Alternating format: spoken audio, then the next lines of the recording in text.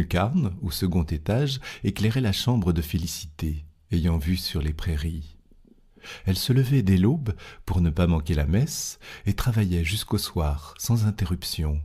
Puis, le dîner étant fini, la vaisselle en ordre et la porte bien close, elle enfouissait la bûche sous les cendres et s'endormait devant l'âtre, son rosaire à la main.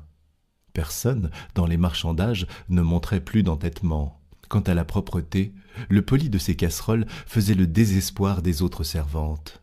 Économe, elle mangeait avec lenteur et recueillait du doigt sur la table les miettes de son pain.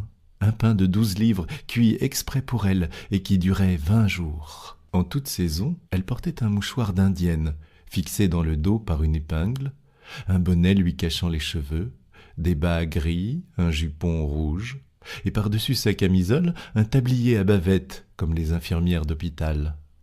Son visage était maigre et sa voix aiguë. À 25 ans, on lui en donnait 40. Dès la cinquantaine, elle ne marqua plus aucun âge. Et toujours silencieuse, la taille droite et les gestes mesurés, semblait une femme en bois, fonctionnant d'une manière automatique. Elle avait eu, comme une autre, son histoire d'amour. Son père, un maçon, s'était tué en tombant d'un échafaudage. Puis sa mère mourut, ses sœurs se dispersèrent. Un fermier la recueillit et l'employa toute petite à garder les vaches dans la campagne. Elle grelottait sous des haillons, buvait à plat ventre l'eau des mares, à propos de rien était battue, et finalement fut chassée pour un vol de 30 sols qu'elle n'avait pas commis. Elle entra dans une autre ferme, y devint fille de basse-cour, et, comme elle plaisait au patron, ses camarades la jalousaient.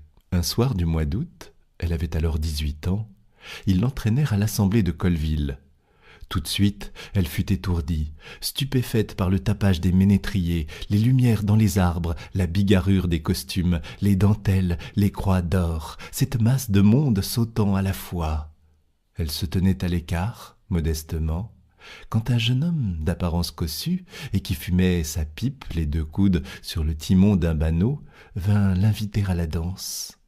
Il lui paya du cidre, du café, de la galette, un foulard, et, s'imaginant qu'elle le devinait, offrit de la reconduire. Au bord d'un champ d'avoine, il la renversa brutalement. Elle eut peur et se mit à crier. Il s'éloigna.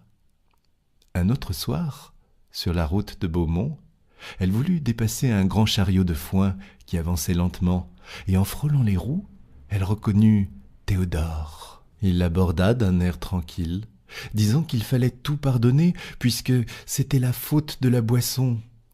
Elle ne sut que répondre.